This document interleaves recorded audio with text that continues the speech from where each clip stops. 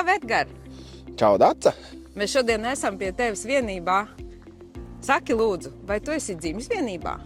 Īsti vienībā neesmu dzimis, esmu dzimis Tukumā, bet lielāko laika daļu esmu pavadījis vienībā.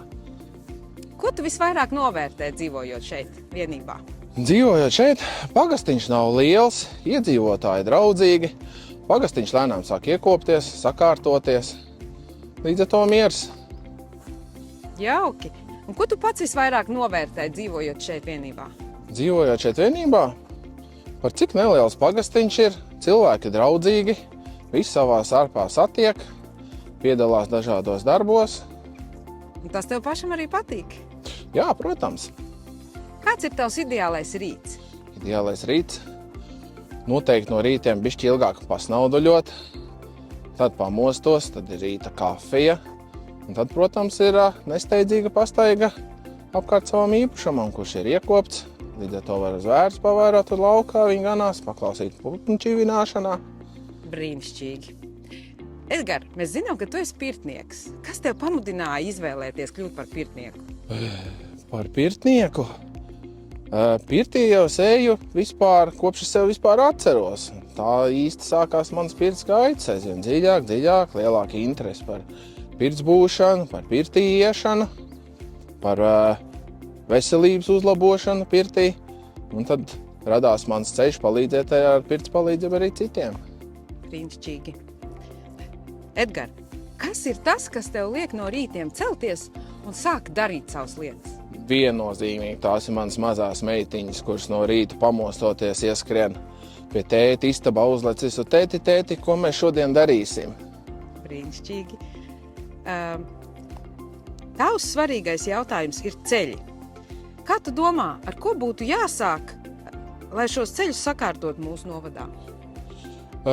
Viennozīmīgi jā, ceļi ir ļoti liela problēma, it īpaši lauku novados. Mans uzskats, ka ceļi ir biežāk jāpaseko līdz ceļa stāvoklim. Un, ja jau redzam, saskatām kaut mazākos defektus, viņi jau ir jāizlabo, lai tas neprasītu ļoti liels ieguldījums. Un saki, tu šobrīd dzīvo tā kā pagasts teritorijā. Kas ir tas, kas novada infrastruktūrā tev pietrūkst visvairāk? Pirmais un vienīgais galvenais, tā būs ceļu infrastruktūra. Jo ceļi ir paši galvenie laikapstākļu dēļ ietekmējās ceļu uzbūve tieši lauku pagastos, jo, ja ir slapji laikapstākļi, neizbraucami ceļi, arī cilvēkiem nokļūšanu pilsētu sagādā neērtības un vispārējo. Vēl viens jautājums, par ko tu labprāt turētu rūpi, ir veselība. Jā. Kā tu to redzi? Un tieši mūsu novadā mans uzskats ir, kad ir vajadzība piesaistīt lielākus speciālistus tieši slimnīcā, jo pieraksti ļoti lieli, speciālisti trūkst. Lai cilvēki tik pie speciālistiem, ir jāmeklē palīdzība Rīgā, Bulduros. Noteikti tev vajadzētu pie mums Tukumā arī ieviest lielāku specialitātu klātbūtni. Tavs moto, jo ātrāk, jo labāk. Kur šo moto tavu varētu pielietot arī pašvaldības darbā? Pašvaldības darbā, patreiz primārais noteikti, jo ātrāk, jo labāk, tas būs tieši par ceļiem. Jo tā ceļa sakārtotība virzās ļoti lēni, un šis jautājums ir jāpakustina stingrāk un rūpīgāk. Un pēdējais jautājums. Ko tu teikt savam kaimiņam, kurš tev saka, ka viņš balsot neies?